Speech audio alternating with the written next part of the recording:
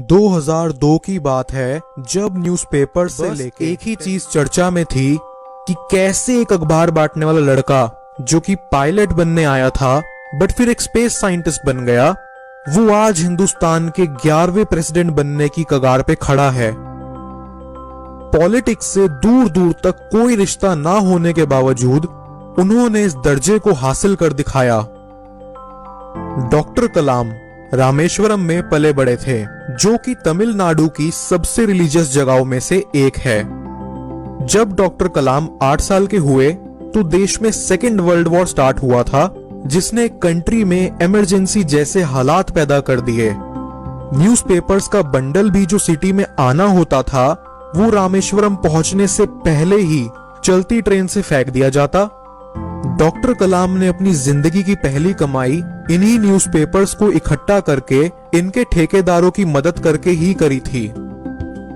किसी ने सच ही कहा है कि जिंदगी जीने के 2 ही तरीके होते हैं, एक जो हो रहा है होने दो, बर्दाश्त करते जाओ, या फिर जिम्मेदारी उठाओ उसे बदलने की। वर्ल्ड वॉर 2 खत्म होते ही डॉक्टर कलाम ने अपने फादर से फिर श्वार्ट्स हाई स्कूल जाके पढ़ने की परमिशन मांगी। इस नई जगह पर उन्होंने अपना ज्यादातर टाइम अपने टीचर अय्यादुराई सोलोमोन से जिंदगी के ऊपर कुछ अच्छी बातें सीखने में बिताया। अय्यादुराई सोलोमोन कहते थे कि अगर इंसान को खुद पर विश्वास हो तो वो अपनी आने वाली डेस्टिनी तक बदल सकता है। श्वार्ट्स हाई स्कूल से एजुकेशन पूरी करके उन्होंने फिर सेंट जोसेफ कॉलेज से अपनी बीएससी पास करी और उसके बाद किसी तरह उनका नाम फिर मद्रास इंस्टीट्यूट ऑफ टेक्नोलॉजी के शॉर्ट लिस्टेड कैंडिडेट्स की लिस्ट में आ गया। बट इस कॉलेज की फीस बड़ी महंगी थी, तो उस वक्त डॉक्टर कलाम की मदर ने अपने सोने के कड़े और चेन बेचकर उनके हाथ में फीस के पैसे थमा दिए।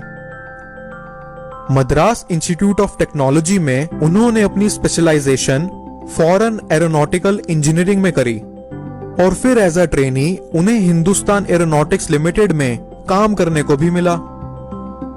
HAL से ट्रेनिंग पूरी करके उन्हें आगे 2 अपॉर्चुनिटीज मिली, पहली एयरफोर्स की और दूसरी मिनिस्ट्री ऑफ डिफेंस में directorate of technical development and production की।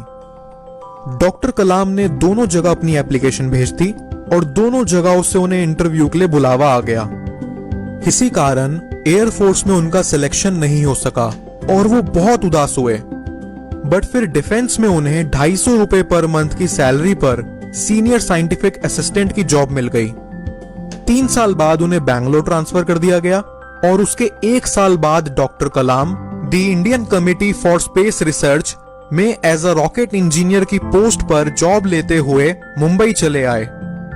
यहां उन्होंने जी जान से अपना काम करा, जिसकी बदौलत एक समय ऐसा आया जब Indian committee for space research ने उन्हें 6 महीने के लिए नासा भेज दिया रॉकेट लॉन्चिंग की ट्रेनिंग के लिए। यदि आप अपनी ड्यूटी को सैल्यूट करोगे तो आपको किसी भी व्यक्ति को सैल्यूट करने की जरूरत नहीं पड़ेगी, लेकिन यदि आप अपनी ड्यूटी को पॉल्यूट करेंगे तो आपको हर किसी को सैल्यूट करना पड़ेगा। डॉक्टर कलाम के नासा से आने के तुरंत बाद हिंदुस्तान का पहला रॉकेट लॉन्च हुआ, जो कि बेहद कामयाब रहा। उसके कुछ सालों के बाद उन्हें अपने करियर में एक बहुत बड़ी दिक्कत का सामना करना पड़ा, जब उनकी टीम का satellite launch vehicle SLV launch करने के 300 सेकंड के अंदर अंदर ब्लास्ट हो गया और उसका मलबा समुंदर में जा गिरा। वो बहुत निराश हुए, मगर किसी तरह से अपने आप को संभालते हुए उन्होंने इस प्रोजेक्ट पर और रिसर्च करनी चालू कर दी और जब भारत का अगला SLV लॉन्च हुआ तो उसने हर हिंदुस्तानी नागरिक का सर गर्व से ऊंचा कर दिखाया।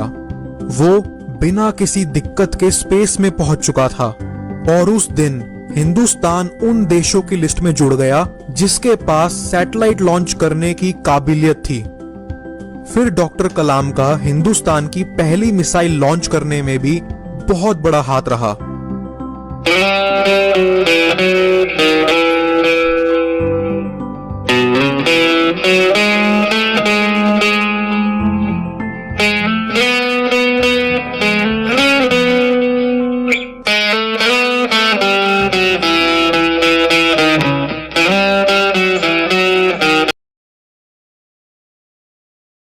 वीडियो में दिखाई गई जानकारी आपको अच्छी लगी हो तो फिर हमारे चैनल को लाइक और सब्सक्राइब शेयर कीजिए ताकि हम ऐसी नई वीडियो सबसे पहले आप तक पहुंच सके।